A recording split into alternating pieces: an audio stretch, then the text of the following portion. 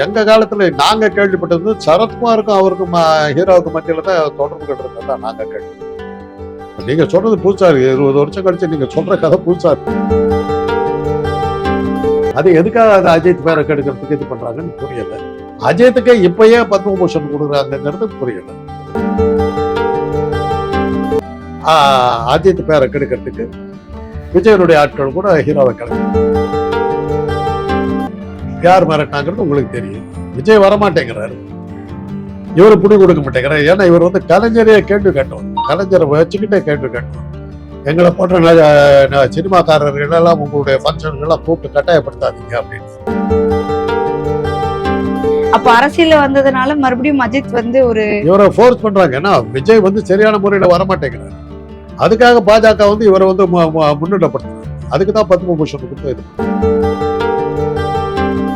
ரஜினியை மிரட்டி பார்த்தாங்க. ரஜினி சரியா வரலைங்கிறதுனால தான் விஜய் கொடுத்தாங்க. விஜயும் சரியா வர மாட்டேங்கிறார். அதுக்காக தான் அஜித் மிரட்டி கொடுத்தாங்க. டெஸ்பரேட்டா இருக்காங்க பாஜக. பழனிசாமி காலில் போய் விழுந்துட்டாங்க. வெளியில பார்த்தாக்கா பழனிசாமி அவர் காலில் விழுந்த மாதிரி தெரியுது. உண்மையை பார்த்தாக்கா அமித்ஷா தான் பழனிசாமி காலில். ஜெயலலிதா ஒரு தடவை எனக்கு தனியா கூப்பிட்டாங்க. காந்தராஜா என்னால கட்சியை நடத்த முடியல, நீ நடத்த. நான் என்னால முடியாதமா, எனக்கு டைம் இல்லை அப்படின்னு.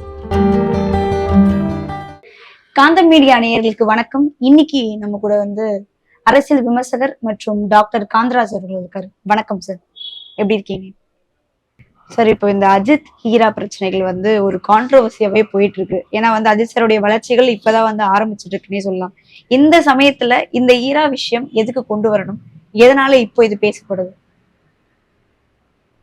அது கிளப்பி விட்ட ஒரு கதையா இருக்கும். எனக்கு தெரிஞ்சு அஜித்துக்கு ஹீரோவுக்கு மத்தியில எது இருந்தோ எனக்கு தெரியல. எங்க காலத்து நடிகர்கள் தான் அவங்க. அந்த காதல் கோட்டையில அவங்க 2வது ஹீரோயினா வந்தாங்க. முதல் ஹீரோயின் தேவயானி, 2வது ஹீரோயினா வருவாங்க. ஒரு அற்புதமான படம், ஒரு அற்புதமான படம். அந்த அந்த படத்துல 2வது ஹீரோயினா வந்தாங்க. அதுல தான் அஜித் அவரோட நடிச்சாங்க. மற்றபடி எங்க காலத்துல நாங்க கேள்விப்பட்டது சரத்குமாருக்கும் அவருக்கும் ஹீரோவுக்கு மத்தியில தான் தொடர்பு கட்டுறது தான் நாங்க கேள்விப்பட்டோம். நீங்க சொல்றது புதுசா இருக்கு. 20 வருஷம் கழிச்சு நீங்க சொல்ற கதை புதுசா இருக்கு. அவர் வந்து பத்மபூஷன் வாங்குற அந்த சமயத்துலதான் இந்த ஒரு பிரச்சனைகள் வந்து அவரோட பேரை கெடுக்கிறதுக்கு அதை சொல்றாங்க. அது எதுக்காக அது அஜித் பேரை கெடுக்கிறதுக்கு இது பண்றாங்கன்னு புரியல. அஜித்துக்கு இப்பயே பத்மபூஷன் கொடுக்குறாங்கிறது புரியல. ஏன்னா அஜித்தும் விஜயும் வந்து காம்படிட்டர்ஸ், எம்ஜிஆர் சிவாஜி மாதிரி காம்படிட்டர்ஸ்னு ஒரு பேர் உண்டு. விஜய் வந்து அரசியலுக்கு சரியா வரமாட்டேங்கிறாரு. அதனால வந்து அஜித்துக்கு பத்மபூஷன் கொடுத்து நீ ஒழுங்கா நாங்க சொல்றதை கேட்கலன்னா இது பத்மபூஷன் கொடுக்குறோம், அப்புறம் அவரை தூக்கி விடுவோம், உன்னை கை விட்டுருவோங்கிற மாதிரி பாஜக மிரட்டி இருக்குது. அதனுடைய விளைவு தான் இந்த மாதிரி கதைகள்லாம் வந்திருக்குது. அந்த சமயத்துல பார்த்தாக்க அஜித் பேரை கெடுக்கிறதுக்கு விஜயனுடைய ஆட்கள் கூட ஹீரோவை கிளம்பி. விஜய்க்கும் அஜித்துக்கும் இருக்க பிரச்சனைகள் தான் வந்து இப்ப இந்த ஒரு சம்பவம் நடக்கிறது. எங்க காலத்தை கேள்விப்பட்ட வரையிலும் அஜித்துக்கும் ஹீரோவுக்கு மத்தியில எந்த தொடர்பு இருந்ததா எங்களுக்கு தெரியாது. சரத்குமாருக்கும் ஹீரோவுக்கு மத்தியில தான் தொடர்பு இருந்ததா எங்களுக்கு இருந்தது. இப்ப நீங்க 20 வருஷம் கழிச்சு கதையவே மாத்துறீங்க. அந்த கதை எப்படி வந்ததுன்னு எங்களுக்கு தெரியும்.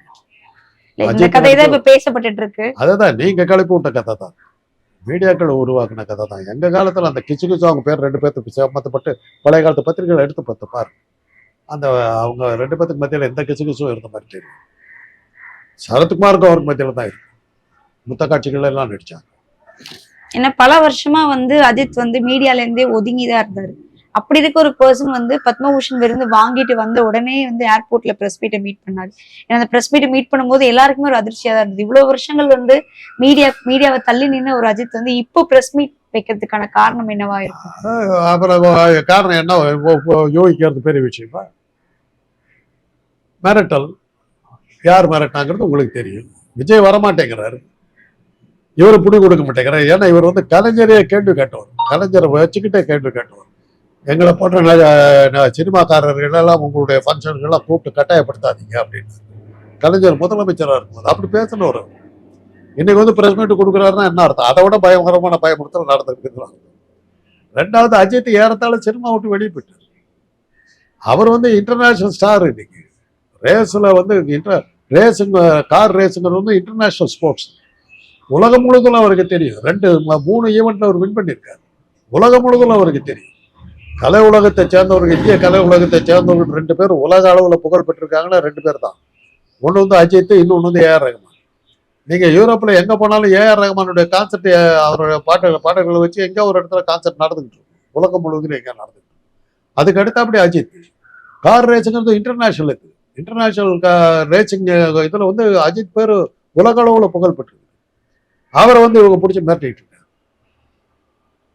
ஒரு பக்கம் வந்து அஜித் வந்து அரசியல்ல வர்றதுக்கான வாய்ப்புகள் இருக்கும் அப்படின்னு வரமாட்டாரு. சொல்றாங்க. அவருக்கு அந்த எண்ணமே கிடையாது. ஏன்னா அஜித்தே தான் சொல்லியிருந்தாரு, ஏன்னா எனக்கு ஒரு போட்டிக்கு ஆள் இருந்தாதான் சினிமா துறையில வெற்றி பெற முடியும், அந்த போட்டி இருந்தாதான் ஒரு ஒரு சுவாரஸ்யம் இருக்கும் அப்படின்னாரு.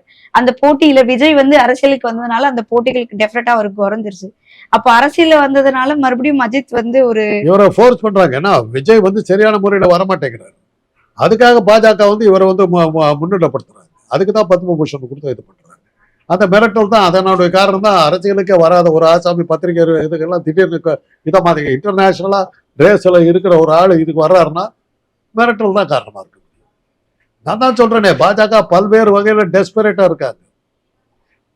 பழனிசாமியை மிரட்டுறாங்க, விஜயை மிரட்டுறாங்க, ரஜினியை மிரட்டுறாங்க, இவரை அஜித்தை மிரட்டுறாங்க, எல்லாத்தையும் மிரட்டிக்கிட்டு உட்காந்துருக்காங்க. ஏதோ டெஸ்பரேட்டா இருக்காங்க. அவங்களுக்கு ஏதோ நம்ம கண்ணுக்கு தெரியாத ஒரு பிரச்சனையில அவங்க சிக்கிக்கிட்டு இருக்காங்க. நல்லா தெரியும்.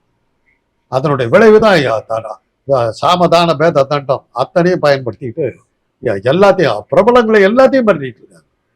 என்னையெல்லாம் மிரட்டல. ஏன்னா நான் வந்து பிரபலம் இல்லை. அதுதான் எனக்கு தெரியுது. நம்ம பிரபலமா இருந்தா எனக்கு அதெல்லாம் வந்து சினிமால வந்து இந்த போட்டிக்கு வந்து ஒரு அர்த்தம் இருக்காது அப்படின்றதுனால அரசியல்ல இவங்க 2 பேரையும் மோத வைக்கிறதுக்கான பாஜக வந்து அவரை கொண்டு வந்து விஜய மிரட்டுறதுக்காக பாஜக வந்து அஜித் கையில வச்சிருக்காங்க. அடுத்த அஸ்தம் ரஜினியை மிரட்டி பார்த்தாங்க. ரஜினி சரியா வரலைங்கிறதுனால தான் விஜய் கொடுத்தாங்க. விஜயும் சரியா வர மாட்டேங்குது. அதுக்காக தான் அஜித் மிரட்டி கொண்டு வர்றாங்க. டெஸ்பரேட்டா இருக்காங்க பாஜக. பழனிசாமி காலில் போய் விழுந்துட்டாங்க. வெளியில பார்த்தாக்கா பழனிசாமி அவர் காலில் விழுந்த மாதிரி தெரியுது. உண்மையை பார்த்தாக்கா அமித்ஷா தான் பழனிசாமி காலில் போய் விழுந்திருக்காரு. நல்லா யோசிச்சு பாருங்க. எதனால இந்த மாதிரி விஷயங்கள் வந்து அது தெரியல. கண்ணுக்கு தெரியாத ஒரு பெரிய பயங்கரம் பாஜகவுக்கு நடந்திருக்கு. அதுல இருந்து தப்பிக்கிறதுக்காக தான் இவ்வளவு விவகாரங்கள் அவங்க செய்ய வேண்டியதா இருக்கு. எல்லையில பாகிஸ்தான் பதட்டம், உள்ளுக்குள்ளார இது அப்படின்னு எத்தனையோ கிளப்பி விடுறாங்க. அதுக்கு என்ன காரணம்? ஏன்னா அவங்க டெஸ்பரேட்டா இருக்கிறாங்க. எதையாவது செஞ்சு ஜெயிச்சு ஆகணுங்கிற ஒரு கட்டாயத்துல அவங்க இருக்கிறது நமக்கு நல்லா புரியும். ஏன்னா இவ்வளவு வருஷங்கள் சினிமா துறையில கலக்கிட்டு இருக்க ஒரு பர்சன், மீடியா விட்டே வெளியே இருந்த ஒரு பர்சன், அது இல்லாம அந்த ஒரு பல வருடங்களுக்கு முன்னாடி வந்து ஜெயலலிதா அம்மாவை கேட்டிருக்கிறதா சொல்லியிருப்பாங்க. ஜெயலலிதா கிட்ட வாய மூடிட்டு இருந்தாரு. கலைஞரை தான் கேட்டார். ஜெயலலிதா கிட்ட ரொம்ப போகுது. ஏன்னா அவரும் 3% இல்ல, அவங்க வந்து அவங்களுடைய கட்சியில சேர்ந்து என்னோட கட்சியை எடுத்து நடத்தணும் அப்படின்னு வந்து அஜித் கிட்ட கேட்டதாகவும் ஒரு விஷயம் தெரியுமா? ஜெயலலிதா ஒரு தடவை எனக்கு தனியா கூப்பிட்டாங்க. காந்தராஜா என்னால கட்சியை நடத்த முடியல, நீ நடத்துங்க. நான் என்னால முடியாதமா, எனக்கு டைம் இல்லை அப்படின்ட்டு வந்து உங்ககிட்ட சொன்னாங்களா? ஆமா. ஏன் அஜித் கிட்ட சொல்லுவேன், என்கிட்ட சொல்லக்கூடாது? நானா கிளப்பி விட்டுக்கிற கதம் அது. இதெல்லாம் உண்மை இல்லை அப்படின்னு சொல்றீங்க. கேழ்வரகுல நெய் வடியுதுன்னு சொன்னா கேப்பாருக்கு மதிய புத்தி எங்கன்னு கேட்டான். புரியுதா? கேழ்வரகுல நெய் வடியுதுன்னு சொன்னா அவனை ஒன்றும் சொல்லல. அதை நம்பறியோ ஊ புத்தி எங்க போச்சுன்னு தான் கேட்டாங்க. அவ்வளவுதான் நான் சொல்லுவேன். இவ்வளவு வருடங்கள் வந்து கலக்கிட்டு இருக்க ஒரு பர்சன் வந்து இந்த மாதிரி விஷயங்கள் வரப்போ இவருக்கு ஒரு பேக் ட்ராப் வராதா? இல்ல அஜித் வந்து இதுக்கு ரியாக்ட் பண்ணாம இருக்காதே, இதுக்கெல்லாம் வந்து அவர் பேசாம? நீங்க சொல்றதெல்லாம் பார்த்தாக்கா தமிழ்நாட்டை எவன் அரசியல் சினிமாக்காரன் வந்தாக்கா உடனே ஜெயிச்சிருவாங்கிற மாதிரி கதை பேசிட்டு உங்க மீடியாக்கள் தான் இந்த மாதிரி கதையை கிளப்பிக்கிட்டு இருக்கிறீங்க. டி ராஜேந்தர் கட்சி ஆரம்பிச்சாரு, எங்க போச்சு? பாக்யராஜ் கட்சி ஆரம்பிச்சாரு, எங்க போச்சு? எம கட்சி ஆரம்பிக்கல. எம்ஜிஆர் வந்து சினிமா நடிகனாவா வந்தார், அரசியலுக்கு நடிகராகவும் இருந்தார், அரசியலையும் வந்தார். ஜெயலலிதா வந்து அரசியல் சினிமா விட்ட பிறந்தாம அவங்க அரசியலுக்கு வந்தாங்க. நீங்களா சேர்ந்துக்கிட்டு எல்லாம் சினிமா நடிகன்னு சொல்லி இது பண்ணி ஏற்றி விட்டீங்க. உங்களுக்கு பொழப்ப ஒண்ணுங்கிறதுக்காக எந்த சினிமாக்காரங்க தமிழ்நாட்டை ஜெயிச்சா சொல்லுங்க பாருங்க. ஜெயிச்ச அரசியல்வாதிகள் சினிமாவோடையும் தொடர்பாளர் இருந்தாங்க. சினிமாவே அவங்க முழுக்க வச்சுக்கல. சினிமாவே அடிப்படையா வச்சுக்கிட்டு வந்து ஆட்சிக்கு வந்த ஒரே ஆள் இந்தியாவில் வந்து என்.டி. ராமராவ் ஒருத்தர் தான். நீங்க சொல்ற பாக்யராஜ் எல்லாம் எல்லா தலைவர்கள் பேரையும் சேர்த்து ஒரு கட்சி ஆரம்பிச்சாரு. என்ன டி ராஜேந்திர எலெக்ஷன் இன்னும் ஒரு எம்எல்ஏ ஆனார். அதே மாதிரி விஜயகாந்த் வந்தார், எதிர்கட்சி தலைவர் ஆனார். ஒரே எலெக்ஷன் முடிஞ்சு போச்சு, கதை முடிஞ்சு போச்சு. நீங்க அவர் எங்க? நீங்க சொல்றதை பார்த்தா அரசியல் கட்சி ஆரம்பிச்சோம், சினிமாக்கார ஆரம்பிச்சோம், அத்தனை பேர் பிரைம் மினிஸ்டர் ஆகிட்ட மாதிரி கதை பேசிக்கிட்டு இருக்கீங்க. உங்களால ஆளுங்களை ஏற்றி விட்டதுனால தான் அத்தனை பேர் கவுந்து நாசுவா போயிட்டு இருக்காங்க. வேற ஒண்ணும் இல்லை, நீங்க தான் காரணம் அவங்க நாசுவா போறது. ஊடகங்கள் தான் காரணம் அப்படின்றீங்க. ஆமா, அமித்ஷாவும் அதை நம்பி தானே அத்தனை சினிமாக்காரர். பாருங்களேன், அவரு விஜய் வரலன்னாக்க உடனே அஜித்துக்கிட்டு வர்றாரு. தேடி தேடி சினிமாக்காரர் அவர். இன்னும் அவருக்கு வந்து தமிழ்நாட்டுன்னா சினிமான்னு நினைச்சுக்கிட்டு உட்காந்துட்டு இருக்காரு. இன்னும் அவருக்கு தெளிவான சிந்தனைக்கு வரல அவர்.